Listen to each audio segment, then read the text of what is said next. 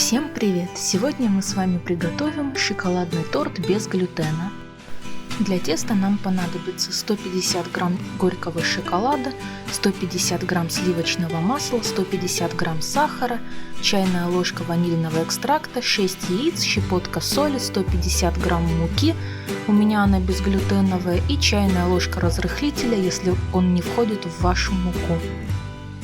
Для прослойки понадобится 250 грамм абрикосового джема, у меня это домашнее варенье абрикосов, а также еще 150 грамм шоколада и 150 грамм жирных сливок для того, чтобы покрыть торт шоколадом. Первым делом нужно растопить шоколад. Я делаю это в микроволновке импульсами по 15-20 секунд, но можно это сделать также на водяной бане. У меня в этот раз шоколад 80%, но с 70% получается, на мой взгляд, лучше.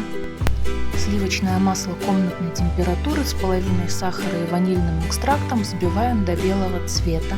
Это займет около 5 минут. После чего по одному вводим желтки, после введения каждого желтка взбиваем еще по минуте.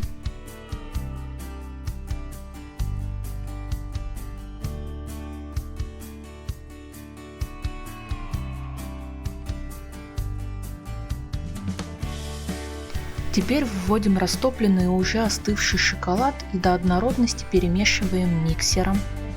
Сюда же просеиваем муку с разрыхлителем и доводим до однородности.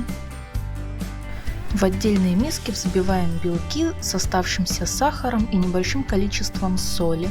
Белки необходимо взбивать до состояния пышной белой массы.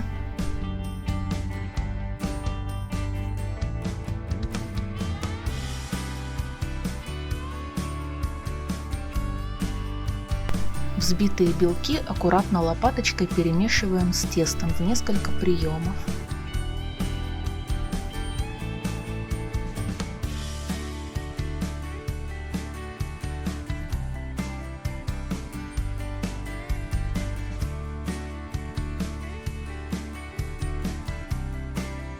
Тесто выливаем в подготовленную форму, у меня это разъемное кольцо диаметром 23 см, и выпекаем при 180 градусах в течение 45 минут. Готовность бисквита проверяем при помощи зубочистки. Теперь нужно дать бисквиту немного остыть в форме, после чего вытаскиваем его из формы и до полного остывания оставляем на решетке. Остывший бисквит разрезаю на 2 коржа. Если верхушка получилась совсем неровная, ее можно срезать.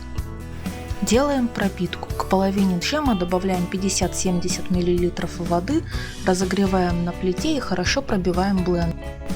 Половиной пропитки пропитываем первый корж, после чего выкладываем оставшийся джем в качестве прослойки и равномерно по нему распределяем.